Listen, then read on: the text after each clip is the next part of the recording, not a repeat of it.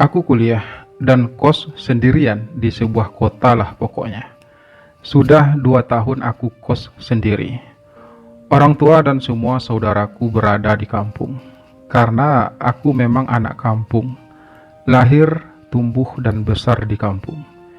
Hingga aku lulus SMA dan mencoba menuruti keinginan orang tuaku untuk kuliah di kota. Sebagai anak kuliahan dan berasal dari keluarga menengah ke bawah, hidupku memang cukup pas-pasan. Aku harus sering berhemat, karena uang kiriman orang tuaku tidaklah pernah benar-benar cukup. Untuk mencukupi kebutuhanku sehari-hari, aku pun menyambi kerja menjadi seorang pelayan di sebuah kafe. Hasilnya lumayan, hanya saja aku harus bisa mengatur waktu dengan baik antara bekerja dan kuliah. Aku memang hanya bekerja saat malam hari, dari jam 7 malam sampai jam 1 malam. Dan karena harus selalu tidur larut malam, aku kadang sering bangun kesiangan. Dan hal itu cukup membuat aku sering telat sampai ke kampus. Namun aku mencoba menikmati itu semua. Setidaknya dengan bekerja, aku jadi sedikit mengurangi beban orang tuaku. Meskipun aku belum menceritakan tentang pekerjaanku tersebut pada orang tuaku. Aku memang belum berani untuk cerita, karena pasti orang tuaku akan marah jika mengetahui hal tersebut. Karena itu, aku tetap memilih untuk merahasiakan hal tersebut pada orang tuaku.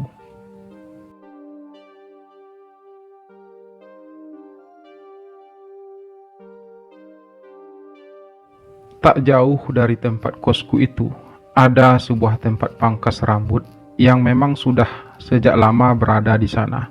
Bahkan mungkin jauh sebelum aku kos di situ. Tukang pangkas rambut itu seorang laki-laki yang sudah cukup berumur. Namun dari yang aku tahu, laki-laki si tukang pangkas itu belum menikah. Ia tinggal sendiri di tempat pangkas tersebut. Namanya Bang Iwan. Setidaknya begitulah biasa orang-orang memanggilnya. Bang Iwan sebenarnya memiliki wajah yang lumayan tampan, dengan postur tubuh yang juga cukup atletis. Senyumnya manis, apalagi Bang Iwan memang cukup ramah orangnya. Banyak orang yang memilih untuk memangkas rambutnya di tempat pangkas Bang Iwan. Selain karena pekerjaannya yang rapi, Bang Iwan juga memasang tarif yang cukup ekonomis. Apalagi kebanyakan dari pelanggan pangkas Bang Iwan adalah mahasiswa. Dan Bang Iwan pun memasang tarif khusus untuk para mahasiswa. Aku adalah salah seorang pelanggan pangkas Bang Iwan. Selain dekat dan murah, aku memang juga suka kalau lagi ngobrol sama Bang Iwan. Ia memang orangnya belak-belakan dan terkesan apa adanya. Awalnya aku mengenal Bang Iwan hanya sebatas sebagai tukang pangkas. Pembicaraan kami pun selama ini hanya bersifat hal-hal yang umum. Hingga pada suatu siang, saat itu hanya aku dan Bang Iwan di tempat pangkas tersebut. Aku sengaja mampir di situ saat baru saja pulang kuliah sebelum aku kembali ke kos. "Jadi kalau malam kamu kerja di kafe?" tanya Bang Iwan. Aku mengangguk ringan. Meskipun aku tidak tahu dari mana Bang Iwan tahu akan hal tersebut. Karena aku memang tidak pernah bercerita tentang hal itu kepada Bang Iwan. Mungkin ia mengetahuinya melalui salah seorang teman kosku. "Hebat ya kamu. Jarang loh ada mahasiswa yang mau kuliah sambil kerja," ucap Bang Iwan lagi. "Ya, namanya juga mahasiswa kere, Bang. Jadi memang harus kerja untuk mencukupi kebutuhanku," balasku berucap. "Emangnya kamu gak malu kerja sambil kuliah?" tanya Bang Iwan. "Ngapain malu sih Bang? Kan yang penting pekerjaannya halal. Dan yang penting lagi, aku bisa mengurangi beban orang tuaku," balasku apa adanya. Kamu memang pemuda yang luar biasa, Pido. Udahlah ganteng, gagah, rajin, dan baik hati pula, ucap Bang Iwan ringan. Ah, Bang Iwan bisa aja. Biasa aja kali Bang, balasku, mencoba menahan perasaan bangga akan pujian Bang Iwan barusan. Tapi benar kok, kamu memang hebat, dan aku suka sama kamu, ucap Bang Iwan, seperti kebiasaannya yang selalu belak-belakan. Maksud Bang Iwan apa sih? Aku jadi malu loh Bang, balasku. Ngapain kamu malu? Aku memuji kamu tulus loh, Pido. Seperti aku yang juga tulus menyukai kamu, ucap Bang Iwan. Tapi aku kan cowok Bang, masa Bang Iwan sukanya sama cowok? Balasku sedikit bertanya. Emangnya nggak boleh kalau cowok juga suka sama cowok? Tanya Bang Iwan membalas. Boleh aja sih Bang, tapi kan kalimatku tergantung. Udah, nggak usah terlalu kamu pikirkan. Aku hanya ingin kamu tahu kalau aku benar-benar menyukai kamu. Dan jika kamu nggak punya perasaan apa-apa sama aku, juga nggak apa-apa kok. Kamu nggak harus menjawabnya sekarang. Kamu pikirkan aja hal itu. Nanti kalau kamu sudah mengerti dengan perasaan kamu sendiri, kamu boleh jawab, ucap Bang Iwan panjang lebar. Aku pun akhirnya hanya terdiam. Aku benar-benar tidak tahu apa yang harus aku katakan saat itu. Aku sungguh tidak menyangka kalau Bang Iwan akan berkata demikian padaku. Aku memang sempat curiga dulunya kalau Bang Iwan memang punya kelainan. Karena meskipun sudah berusia 35 tahun, ia belum juga menikah. Tapi mendengar hal itu langsung dari Bang Iwan, aku sungguh merasa sedikit kaget dan hampir tak percaya. Sesaat kemudian aku pun pamit. Aku tak ingin melanjutkan pembicaraan itu lagi. Bukan karena aku merasa jijik atau geli, tapi karena aku sebenarnya tidak benar-benar tahu bagaimana perasaanku terhadap Bang Iwan. Aku memang menyukai Bang Iwan sebagai sosok yang ramah, baik, dan cukup humoris. Aku juga merasa cukup nyaman saat mengobrol dengannya. Namun, aku tidak yakin kalau apa yang aku rasakan terhadap Bang Iwan adalah perasaan suka yang mengandung cinta. Aku merasa selama ini kalau aku sama seperti laki-laki lain pada umumnya. Aku menyukai perempuan, bukan laki-laki. Bahkan ketika SMA dulu, aku juga pernah pacaran dengan perempuan. Saat mulai kuliah pun, aku masih sering melirik cewek-cewek cantik di kampus. Namun sejak mengenal Bang Iwan, aku memang hampir tidak pernah lagi memikirkan cewek.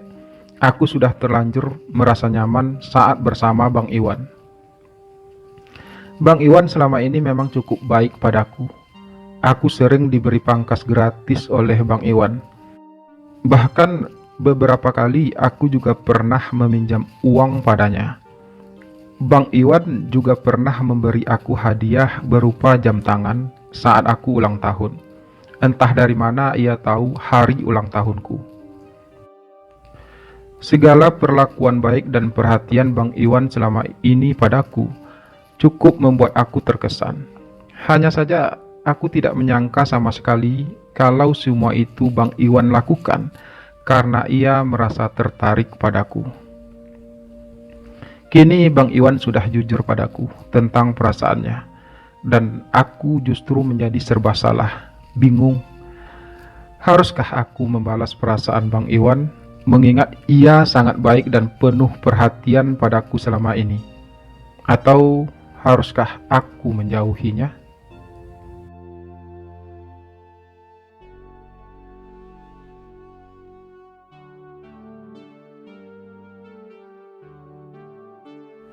Beberapa hari, aku tidak pernah lagi singgah di tempat Bang Iwan.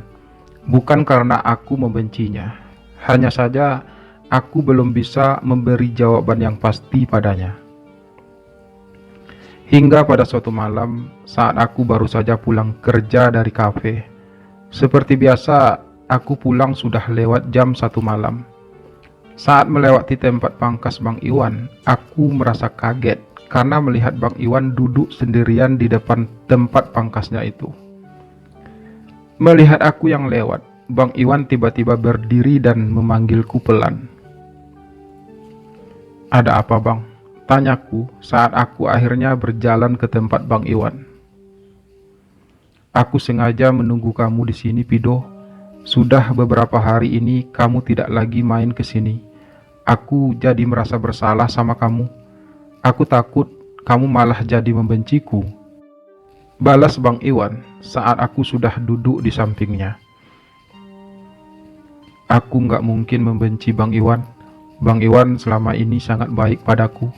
Tapi aku memang agak sedikit sibuk akhir-akhir ini," ucapku beralasan. "Lalu, apa kamu sudah punya jawabannya?" tanya Bang Iwan kemudian. "Aku nggak tahu, Bang. Aku benar-benar bingung. Terus terang, aku memang merasa nyaman saat bersama Bang Iwan. Tapi, aku ini masih merasa kalau aku masih menyukai cewek. Jadi aku tidak yakin kalau aku bisa membalas perasaan Bang Iwan," ucapku jujur. "Aku ngerti, Pido. Itu hal yang biasa kok. Tapi jika kamu mau menjalin hubungan cinta denganku, aku tetap akan memberi kamu kebebasan. Kamu boleh berpacaran juga dengan cewek jika kamu memang menginginkannya. Asal kamu jangan pacaran dengan laki-laki lain," balas Bang Iwan. "Bang Iwan serius?" tanyaku tidak terlalu yakin. "Iya, aku serius, Pido, karena aku benar-benar telah jatuh hati padamu," balas Bang Iwan terdengar yakin. "Tapi aku belum pernah pacaran dengan cowok sebelumnya, Bang. Aku benar-benar nggak ngerti caranya, dan aku juga nggak tahu meski ngapain," ucapku kemudian. "Kalau soal itu, nggak perlu terlalu kamu pikirkan. Biarkan semuanya mengalir apa adanya. Pada saatnya, kamu pasti akan mengerti dengan sendirinya. Pelan-pelan, aku akan mengajari kamu caranya," jelas Bang Iwan. "Kalau memang itu yang abang inginkan, aku akan mencobanya, Bang. Tapi aku masih butuh waktu untuk bisa menyesuaikan diri dengan semua ini. Jadi aku harap Bang Iwan bisa memberi aku waktu dan bisa untuk mengerti," ucapku membalas. "Aku pasti akan sangat mengerti, Pido, dan aku akan memberi waktu sebanyak apapun yang kamu butuhkan, selama kamu tetap bersedia menerima kehadiranku dalam hidupmu sebagai seorang kekasih," Bang Iwan berujar sambil sedikit menyentuh tanganku. Aku merasa kaget dan spontan menarik tanganku sedikit menjauh. Bang Iwan justru tersenyum menatapku. "Kamu gak usah malu-malu gitu," ucap Bang Iwan sedikit menggodaku. "Aku bukan malu, Bang, tapi masih merasa geli," balasku jujur. "Ya udah, bagaimana kalau kita masuk ke dalam aja?" tanya Bang Iwan menawarkan. "Ngapain kita masuk ke dalam, Bang? Aku sudah mau pulang. Ini sudah jam 2 dini hari loh, Bang," balasku pelan. "Ya, kamu tahulah apa yang dilakukan oleh dua orang yang sedang berpacaran. Dan aku harap kamu gak usah pulang ke kos kamu malam ini. Kamu nginap di sini aja ya," ucap Bang Iwan kembali menawarkan. "Maaf, Bang. Seperti yang aku katakan tadi, aku masih butuh waktu. Jadi jangan sekarang ya, Bang. Lebih baik kalau aku pulang ke kosku aja," balasku sedikit merasa cemas. Kali ini Bang Iwan terdiam. Ia terlihat sedang berpikir. Aku tidak tahu apa yang sedang ia pikirkan. Namun yang pasti, aku memang ingin segera kembali ke kosku. Karena itu, aku pun segera berdiri sebelum Bang Iwan sempat mengucapkan kalimatnya selanjutnya. "Aku permisi, Bang. Sampai jumpa lagi," ucapku berat. Bang Iwan pun tak bisa berkata apa-apa lagi. Ia hanya membiarkan aku pergi berlalu dari hadapannya. Aku pun dengan terburu segera melangkah menuju tempat kosku. Pikiranku sebenarnya masih belum sepenuhnya percaya dengan apa yang aku bicarakan dengan Bang Iwan tadi. Entah dorongan dari mana sampai aku memutuskan untuk menerima cinta Bang Iwan. Padahal aku sendiri masih merasa belum yakin akan semua itu. Namun apapun itu, sekarang aku sudah terlanjur memberikan Bang Iwan kesempatan. Sekarang aku sudah berstatus sebagai pacarnya. Lalu, mungkinkah aku bisa benar-benar jatuh cinta pada Bang Iwan? Mungkinkah kesempatan yang aku berikan padanya akan membuat aku terjebak dalam ikatan cinta yang tak semestinya? Simak kelanjutan kisah ini di channel ini ya, atau bisa langsung klik linknya di deskripsi video ini. Terima kasih sudah menyimak video ini sampai selesai. Semoga terhibur. Sampai jumpa lagi di video selanjutnya. Salam sayang untuk kalian semua. Mwah.